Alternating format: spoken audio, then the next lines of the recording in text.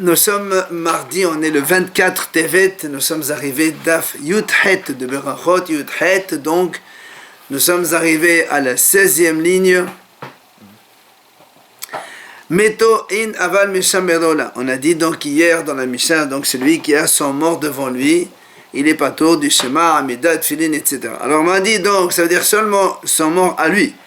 Aval meshamero. Mais si quelqu'un il garde un autre mort qui n'est pas de sa famille, pour lequel il n'est pas endeuillé, donc là, il n'est pas patour, il est hayab. Alors on m'a dit, pourtant il y a une braïta qui dit, Hamshamer tamet, celui qui garde un mort. Même si c'est pas le sien, c'est pas la mort de sa famille pour lequel il doit s'endeuiller. Donc tu vois bien, lui aussi il est patour. Du Shema, de l'Amida, de Tfilin, de tous les mitzvot. Alors comment ça se fait dans la Mishnah marqué Meto? Alors la moine répond, c'est vrai. Mishamero aval péché no meto, meto aval péché no mishamero. Ça veut dire qu'il y a deux cas. Soit quelqu'un il garde un mort alors que c'est pas le sien, ou même quelqu'un il a un niftar, même s'il n'est pas en train de le garder, il est aussi patour, puisqu'il doit se préoccuper de l'enterrer. Agmara continue, meto mishamero in aval me'aler bevet arvadot là. Puisque donc on vient de dire que maintenant soit son mort à lui, soit il garde un autre mort. Dans ce cas-là, il est patour du Shema. Aval la Gemara dit, si maintenant me'aler bevet arvadot, si quelqu'un il marche dans le cimetière, donc celui-là il n'est pas patour. On déduit comme ça, puisqu'on a parlé que celui qui a son mort ou celui qui le garde. Mais si quelqu'un il marche dans le cimetière, alors il n'est pas patour. Ah, la Gemara dit pourtant, Vehatania, une braïta qui dit, Lo yalech adam bevet arvadot. Un homme n'a pas le droit de marcher dans le cimetière alors que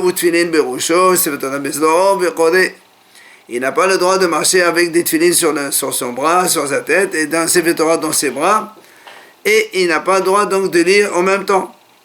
On sait qu'ici il fait cela.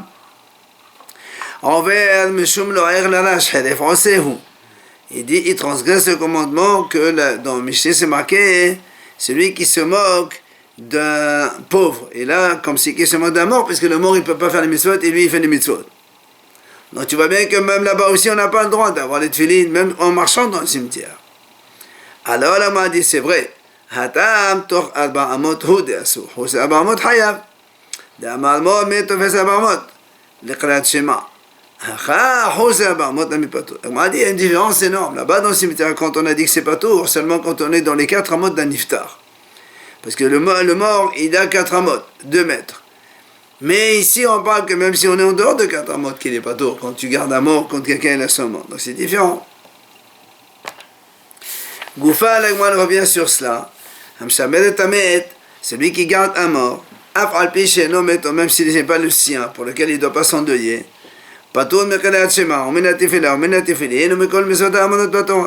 Donc il est patour du Shema, de l'Amida et des Tfilin et de toutes les mitzvot de la Torah. Maintenant, s'il y avait 2 qui gardaient le niftar, un il garde et l'autre il s'éloigne, il lit, il fait ce qu'il faut. Après il roule, il fait un roulement. Ben Azai dit comme ça. S'ils étaient donc dans un bateau, il laisse le mort dans un coin, et tous les deux ils peuvent aller prier dans un autre coin. Bien moi dit c'est quoi le mahlout entre les deux? Amar Ravina, il vient Ravina et dit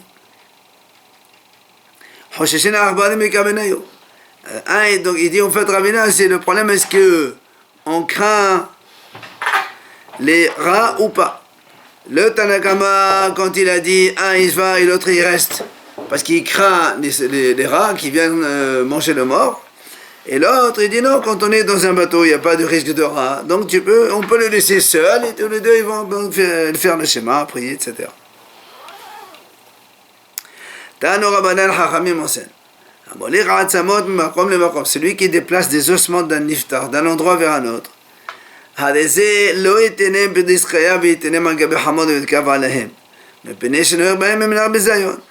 n'a pas le droit de le mettre dans un sac, il les pose sur un âne et lui il monte dessus sur tout cela, sur le sac, sur l'âne.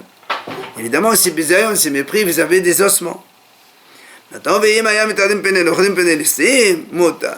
Mais s'il a peur des goyim ou des brigands, alors il a le droit de faire cela, de les camoufler en se mettant dessus. Et la Gemara dit, ce qu'on vient de dire maintenant sur les ossements, c'est exactement la même halakha, même le Sefer Torah. Alors la Gemara dit, ce que tu viens de dire maintenant, sur quel sujet, le premier ou le deuxième? Et les Maadeshab, si tu dis que c'est sur le premier, quand on a dit on n'a pas le droit de mettre des ossements sur un âne et monter dessus, et donc tu me dis qu'on n'a pas le droit de mettre un Sefer Torah sur un âne et monter dessus, c'est évident. Qui c'est qui va s'asseoir sur un Sefer Torah? Migala, Sefer Torah Ma'asamot, est-ce que Sefer Torah il a moins d'importance que les ossements d'un niftar? Et la Asefa, non, on parle ici de la Asefa, c'est-à-dire que si un homme il est en train de transporter un Sefer Torah et qu'il a peur des goyim ou des brigands, il a le droit de mettre un Sefer Torah sur un âne, et lui il monte sur le Sefer Torah pour le camoufler. Amad de Hava, Amad Rav Yehuda. Il a dit de Hava au nom de Rav Yehuda. Kol haro'eh hamed ve'eno melaveo, oved meshum lo'er larash heref osehu. Celui qui voit donc un enterrement, on accompagne un mort, et qui ne va pas l'accompagner lui aussi avec, il transgresse le commandement meshum lo'er larash heref osehu. Donc comme on a dit, il se moque d'un pauvre, puisque il ne fait pas kavod au niftar. Ici maintenant il a accompagné, quel est son sahar, quelle est la récompense? Amar Ravasi, il vient Ravasi, il dit Alava Katouv Omer, sur celui-là qui a accompagné le niftar, Malvé Hashem Honen Dal, Mchabedo Honen Evion. C'est comme si que quelqu'un a malvé Hashem, il prête de l'argent à Hashem, Honen Dal, celui qui a pitié du pauvre, c'est comme si qu'il a prêté donc de l'argent à Hashem. Donc celui qui a fait ici, il a accompagné un niftar, alors c'est comme si, on va dire comme ça, il a accompagné aussi Hachem. C'est quoi accompagné 3 pas?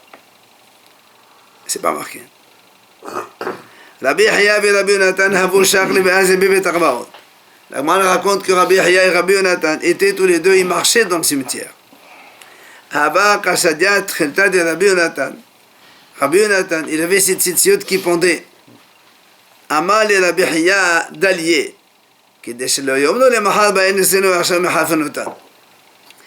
Il lui a dit, Rabbi Hiya à Rabbi Yonatan, relève tes tzitzit pour ne pas que les niftarim qui sont là-bas dans le cimetière, ils disent, le lendemain ils viennent chez nous et ils commencent, c'est-à-dire après ils vont venir nous rejoindre. Et maintenant ils se moquent de nous parce qu'eux ils ont les tzitzit et nous on n'est pas tour. Amale umiyad ekolehai. Alors Rabbi Yonatan dit à Rabbi Hiya, mais quoi? Ça veut dire que les morts ils savent tout ça? Pourtant c'est marqué. C'est marqué que les morts ne savent rien. Alors si les morts ne savent pas, alors qu'est-ce que ça change que je marche avec les tzitziot? Amale, il lui a dit, Im qarita lo shanita, im shanita lo shilashta, im shilashta lo pesolecha. Il dit, si tu as lu, tu n'as pas relu une deuxième fois. Si tu as lu une deuxième fois, tu n'as pas fait une troisième fois. Et même si tu as lu une troisième fois, on ne t'a pas bien expliqué. Pourquoi? Il y a un pasuk qui lui dit comme ça. Le pasuk il dit dans Kohelet ki ha'hayim yodaim she'amotu. Les vivants savent qu'ils vont mourir. Ça veut dire quoi? Il dit Elo sadikim shebimitatan nekhreu hayim. Il dit ça veut dire que les tzadikim, même comme après leur mort, ils sont encore considérés comme des vivants. Donc ils savent tout. Il amène le pasuk ici chez Nehemar. Le pasuk il dit Uvnayahu ben Yehoyada. C'était donc on va dire le conseiller, donc le Hacham de Shlomo. Il est marqué comme ça dans Shmuel. Uvnayahu ben Yehoyada ben Ishai. C'est marqué comme ça. C'est le fils d'un homme vivant. Rab Pe'alim, il fait beaucoup de choses. Meqab Se'el. Hu hikad shene Ariel Moab. Il a frappé 2 Ariel Moab. On va expliquer tout ça. Il est descendu, il a frappé le lion dans le trou le jour de neige. Donc la Gemara va expliquer donc ce pasuk là. Il dit c'est marqué Ben Ishai. C'est le fils d'un homme vivant. Et pourquoi les autres c'est les enfants des morts? On est tous les enfants des hommes vivants. Alors qu'est-ce que ça veut dire quand on a dit Ben Ada il était Ben Ishai? Ella Ben Ishai, Shafelu Bimetato Kadu Ishai. Il dit justement parce que lui, comme il était un grand tzaddik, Quand on dit Ben Ishraï, ça veut dire que même quand il est niftar, il est encore considéré comme vivant. Rab Pe'alim Meqab Se'el. Il dit Shirba Veqebbes Po'alim la Torah. Il a multiplié l'enseignement de la Torah. C'est pour ça qu'on dit Rab Pe'alim Meqab Se'el. Après on a dit Be'oika Shene Ariel Moab. Il a frappé 2 Ariel Moab. Ça veut dire quoi? Il dit Shelo Enea Kemoto. Lo Bamirdash Rishon Lo Bamirdash Sheni. C'est-à-dire, comme on dit Ariel Moab, Ariel, ça représente le Beth Amikdash. Moab, parce que ça vient de David Amelach, lui, donc il descend de route à Moabite. Et qu'est-ce que ça veut dire? Il a frappé les 2 Beth Amikdash. Ça veut dire qu'il était tellement tzaddik que durant le premier comme le deuxième Beth Amikdash, il n'y a pas eu un tzaddik comme lui. Après, il y a marqué il est descendu, il a frappé le lion dans le trou le jour de neige. Qu'est-ce que ça veut dire cette phrase-là? Alors, il y a donc une version qui dit il a cassé des glaces pour descendre et tremper, faire mikvé. Et il y a une autre version qui dit en fait, il a enseigné la Sifra de Verav, c'est-à-dire donc le commentaire de Vaïkra qu'on appelle Torah de Kohanim, Be'oma de Setoa, donc dans les jours d'hiver. Donc ça, c'est le début du pasuk dans lequel c'est marqué, on l'a vu tout à l'heure, c'est marqué que les vivants savent qu'ils sont morts. En fait, les vivants, c'est que même quand ils sont morts, ils sont vivants. Le pasuk qui continue après, il dit Vehametim enam yodaim me'uma. Et les morts ne savent rien. Alors il dit Elo reshaim shebechayehen kedoyim metim. Il dit mais les reshaim, eux, même quand ils sont vivants, ils sont considérés comme morts. Shneemar, comme le pasuk qui dit Ve'ata halal rasha nesi Israël.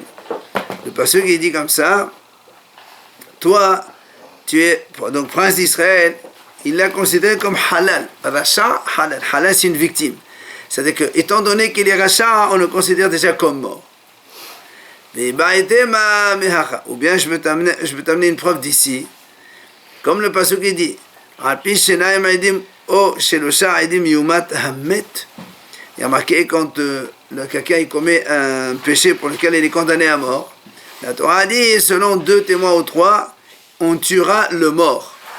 Comment tu tues le mort? Yumat hamet. Donc tu vois bien que le rachat, même quand il est vivant, on le considère comme mort.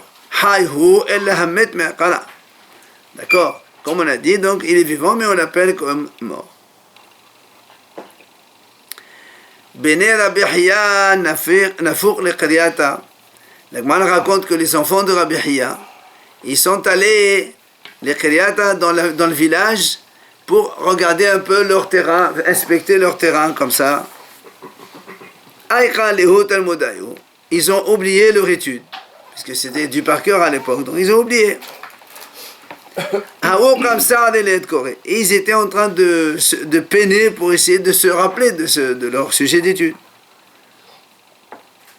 Un, il a dit à l'autre, Yada avun behaisara. Tu sais, notre père, il ressent aussi notre souffrance. Amal et Idar, l'autre il lui dit, Menayada, d'où il sait? Comment tu sais que notre père il connaît cela? Il dit pourtant il passe qu'il dit, Chabedomana veloyada, ça veut dire que le niftar, après il ne sait pas ce qui se passe. Alors il lui a dit, Amal et Idar, veloyada, comment tu sais que le niftar ne sait pas? Pourtant le passe qu'il dit, Ach besaro alaou yichav, venafsho alaou te'eval. Il dit le pasteur donc, la chair elle a mal, elle souffre, et l'âme elle est endeuillée. Et sur ce pasteur,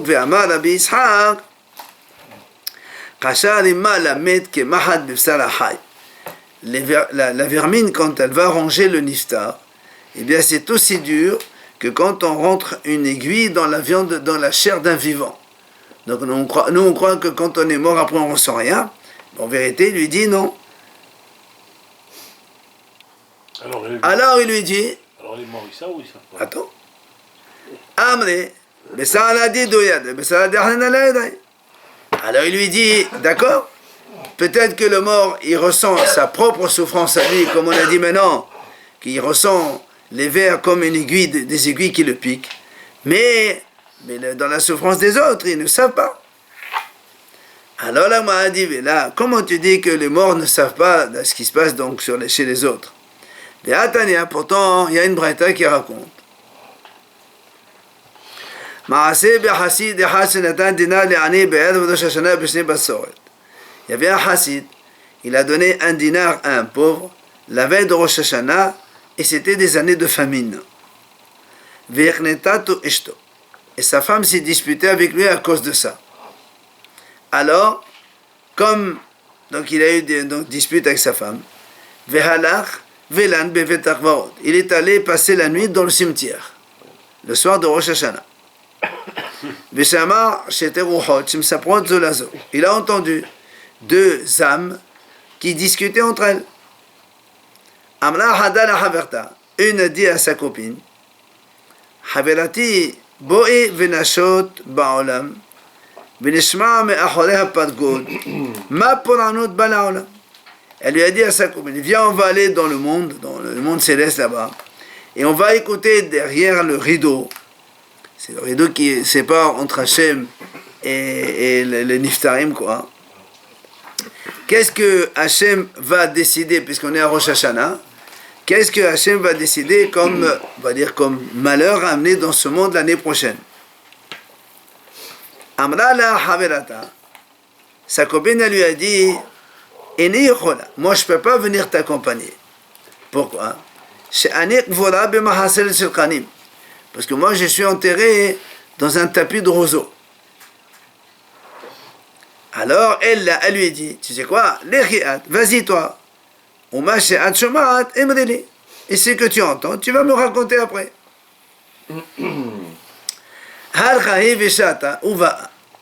Elle est allée donc, cet esprit, et elle est venue, et elle lui a dit, donc la copine qui est restée, elle lui dit, ma copine, donc mon ami, qu'est-ce que tu as entendu alors? Elle lui a dit, tu sais, Shamati, j'ai entendu dans le ciel qu'ils ont dit que cette année, celui qui va semer, vous savez, c'est la première pluie. Vous savez que donc dans la Marseille Ta'anit, on dit qu'il y a ce qu'on appelle trois périodes de pluie, le 17 Heshvan, le 23 Heshvan et Rosh Chodesh qui se lève. Il y a Mahlok là-bas. Quoi qu'il en soit, elle lui a dit, celui qui va semer dans la première pluie, il va y avoir donc barad, il va y avoir donc de la neige, et qui va donc tout abîmer. Puisque celui qui a donc semé donc, au début, il a eu le temps de durcir, Rachel explique, la graine devient dure, du coup la neige elle le détruit complètement. Par contre, celui qui a été donc semé dans la deuxième période de la pluie, bon, là, il est encore plus tendre, et donc il n'est pas abîmé par la neige. Quoi qu'il en soit, lui a dit, voilà, j'ai entendu cela. Donc ce monsieur qui a passé l'année dans le cimetière, il a entendu cette discussion. Et donc, alors que tout le monde va semer au début de Heshvan, lui il a attendu jusqu'à 23 Heshvan, et après donc il a semé. Du coup, donc toute la culture des autres, elle s'est abîmée par la neige, il n'y a que la sienne qui est restée évidemment en bonne santé.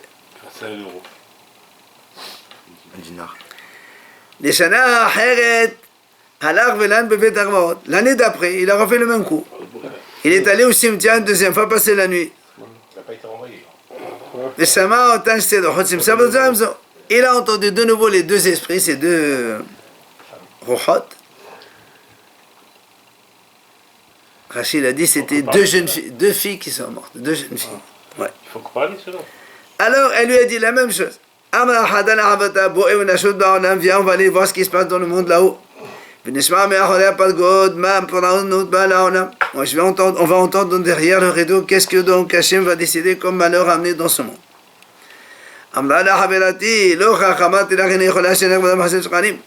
L'autre lui a dit, mais je t'avais déjà dit que je ne peux pas venir moi parce que je suis enterré dans un tapis de roseaux. Elle a l'échiat. Vas-y toi. Vas-y toi, est-ce que tu entends, tu viens me raconter. Elle est partie, donc elle est partie regarder là-bas et elle est revenue. Donc l'autre lui a dit, mon ami, qu'est-ce que tu as entendu donc derrière le rideau? Elle lui a dit, cette fois-ci, j'ai entendu.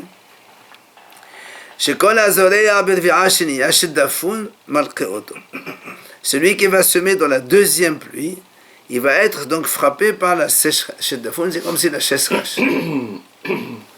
Alors lui, on a entendu ça. Et au contraire, il a été, lui, faire le contraire. Il a commencé, lui, à semer plus que tout le monde. Au début. Effectivement, les autres, comme ils ont vu l'année dernière, l'année passée, ça a été frappé, ils ont tardé leur semence. Et donc, du coup, tous, ils ont brûlé. Il n'y a que le sien qui est resté en bonne santé. C'est là où sa femme intervient. Elle lui dit, je ne comprends pas. Mais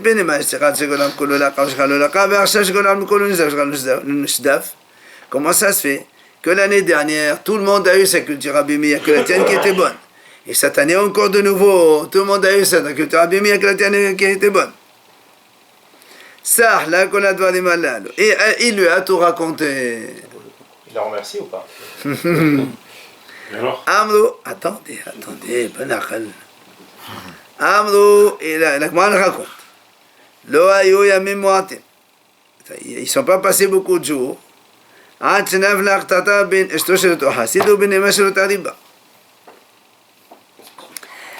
Il dit qu'une fois, donc, cette femme-là, donc, de ce monsieur, elle s'est disputée avec la mère de la fille qui a dit « Je suis enterré dans un tapis de rose ».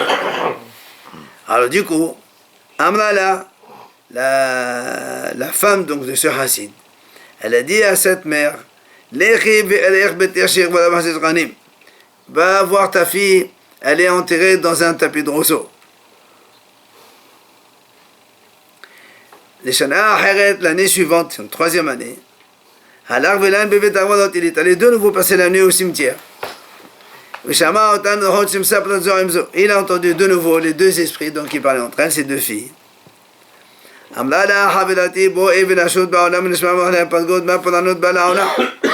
De nouveau, la fille a dit à l'autre, viens, on va aller dans le monde céleste et on va écouter derrière le rideau qu'est-ce que Hachem va décider, comme alors il va amener dans ce monde.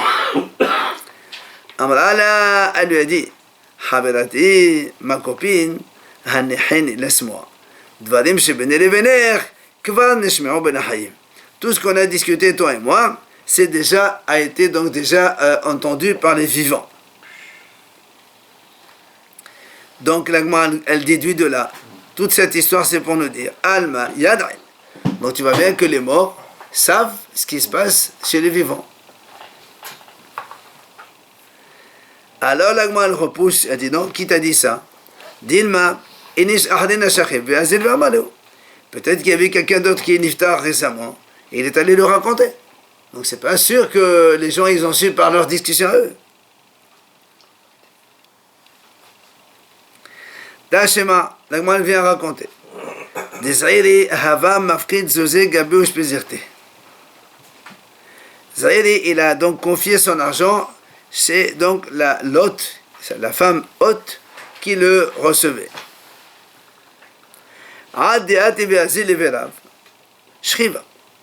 Quand il est allé, donc, il confiait son argent à la femme qui l'hébergeait. Il allait étudier, après il revient. Et quand il est revenu, elle est décédée déjà, cette femme. Il est allé chez cette femme dans la cour des morts, c'est-à-dire au cimetière. Amal, là, il lui a dit, Zouzé Hecha, où tu as mis mon argent, s'il te plaît? Amrale, elle lui a dit, Zin Shaklin Humetote Besenora de Dasha Bedurplan.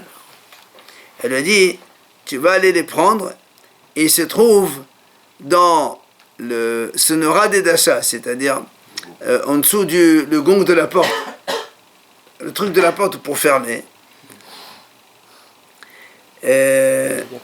Bedorplan à tel endroit. Elle lui a dit quel endroit il peut le trouver.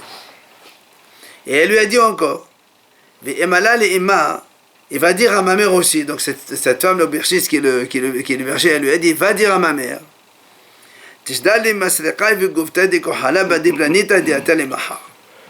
qu'elle m'envoie la brosse et les outils pour faire le bleu des yeux. Elle m'envoie ça par telle femme qui demain va venir nous rejoindre. Alors là, elle m'a dit, tu vois bien, Al-Mayadai. Donc tu vois bien qu'ils connaissent là-haut ce qui se passe, puisqu'elle lui a dit, demain il va venir cette femme. Alors là, elle m'a dit, même ça, c'est pas sûr. Pourquoi? Parce que peut-être qu'il y a un ange qui s'appelle Doma, qui lui, il va annoncer dans le ciel, messieurs, demain je vais amener telle personne. Donc c'est pas sûr qu'ils le savent comme ça. Peut-être que parce qu'il y a un malheur qui leur a annoncé ça. Là, schéma, de nouveau, la Gemara ramène une autre histoire. Le père de Shmuel, on lui confiait l'argent des orphelins.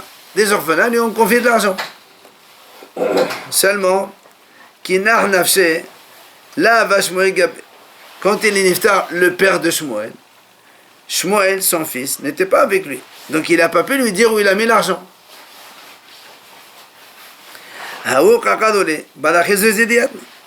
Du coup, les gens, ils le traitaient de celui qui mange l'argent des orphelins. Ça veut dire qu'on le soupçonnait que lui, il savait où c'était, il ne veut pas les rendre. Alors on disait qu'il mange l'argent des orphelins. Alors qu'est-ce qu'il a fait, Shmuel? Il est allé voir son père au cimetière. Amaleo Ba'ina Abba. Il est allé là-bas au cimetière. Il a dit, je demande mon père, qui s'appelle Abba. Amrole Abba Tovaika. Il dit, il y a beaucoup de gens ici qui s'appellent Abba. Lequel tu veux? Amaleo Ba'ina Abba Baraba. Je veux Abba, le fils de Abba. Amrole Abba Baraba Nami Tovaika. Il nous dit, il y en a encore beaucoup d'Abba Baraba ici. Amaleo. Alors il leur a dit, Ba'ina Abba Baraba, Bodi Shmuel. Hecha. Je cherche Abba Baraba, le père de Shmuel, donc son père, il cherche son père.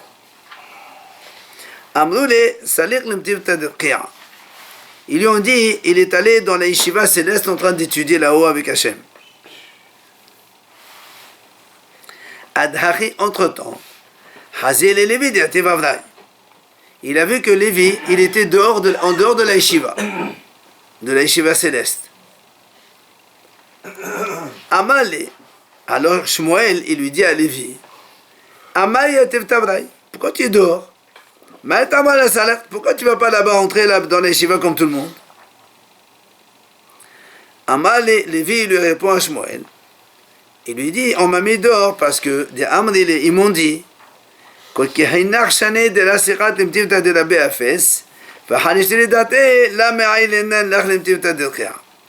ces années-là, que tu n'as pas été à la yeshiva de la Béafès et tu l'as vexé, alors on ne va pas te laisser toi aussi entrer dans la yeshiva céleste.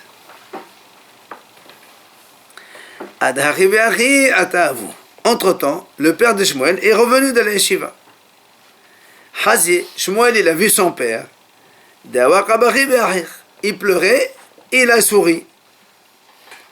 Alors Amalé, Shmuel, il lui dit à son père, pourquoi tu pleures? Amalé de la Agal Qatit. Il dit, parce que tu vas venir me rejoindre bientôt. Alors il dit, et pourquoi tu as rigolé? Il lui dit, parce que des Hashivat Be'al Matova. Il dit, parce que toi, tu as une très grande importance dans ce monde là-haut. Amalé, alors il a dit, Shmuel à son père, et Hashivna Ne'ailuh le Lévi. Si je suis important là-haut dans le ciel, alors je demande à ce qu'on fasse entrer Lévi à la yeshiva. On ne le laisse pas dehors. Et on l'a fait entrer, Lévi. Alors maintenant, Shmuel dit à son père, Amal, il lui dit, s'il te plaît, où tu as mis l'argent des orphelins? Comme ça, on me traite de choses pas bien. Amal, il lui a dit son père, Zil shaklinhu be'amata de rehaya. Tu vas les prendre, ils se trouvent en dessous de la meule. Il lui a dit, sache que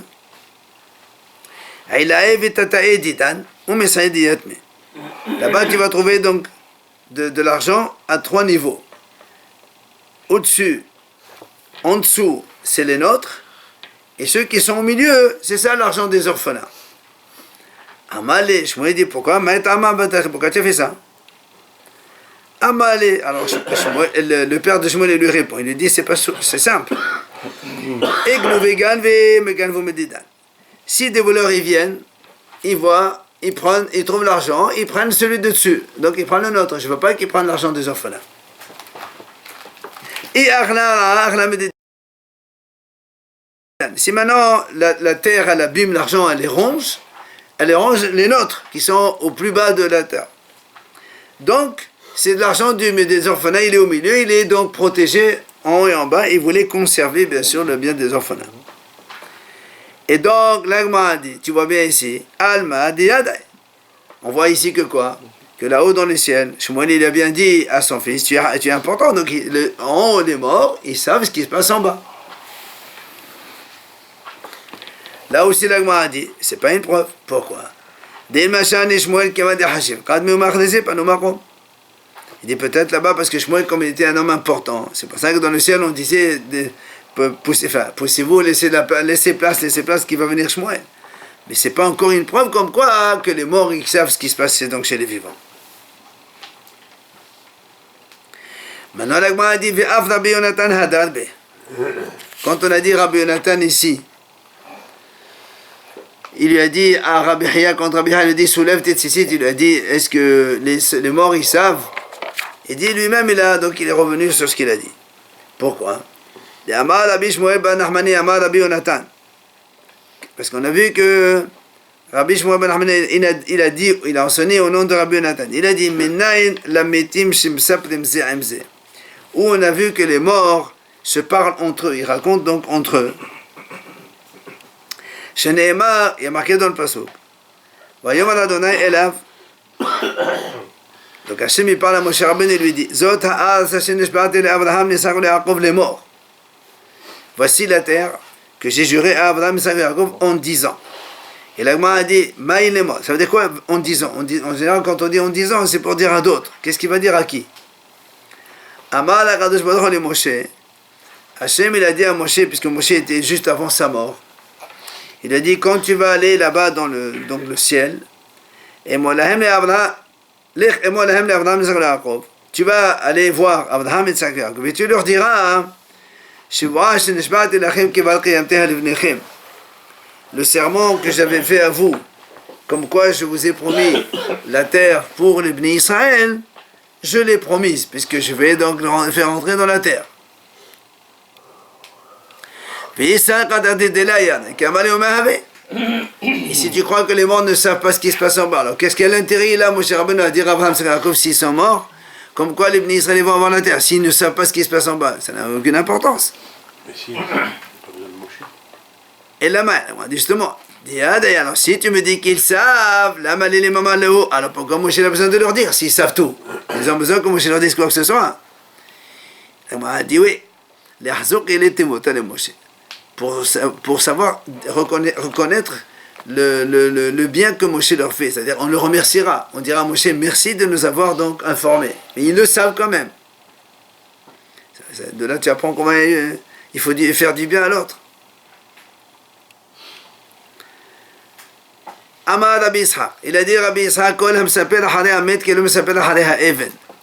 Tout celui qui parle derrière un mort, donc du mal d'un mort, c'est comme si qu'il parle derrière une pierre. Et mais comment ça veut dire quoi derrière une pierre? Il y a une version qui dit parce que de toute façon eux ils n'entendent rien, ils savent rien, donc tu peux dire ce que tu veux. Et il y a une autre version qui dit le contraire, ils savent mais ils se moquent de ça, ça ne leur fait rien du tout. Alors là on a dit comment? Et comment tu dis que celui qui parle comme ça, c'est comme si qu'il parle derrière une pierre et il se moque? Viens à papa. Rapapa il raconte, il a dit il y en a un qui a parlé du mal de Shmuel quand il est niftar déjà.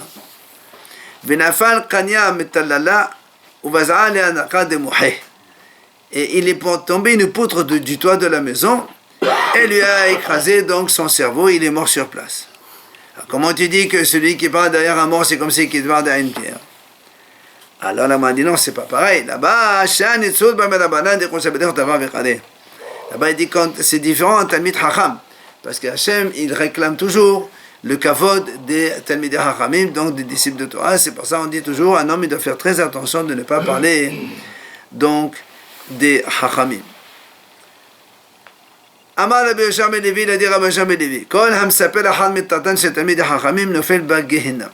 Celui qui parle, donc c'est-à-dire du mal, après le mitatan shel Talmidei Chachamim, donc le cercueil des Chachamim, eh bien, il va tomber dans l'enfer.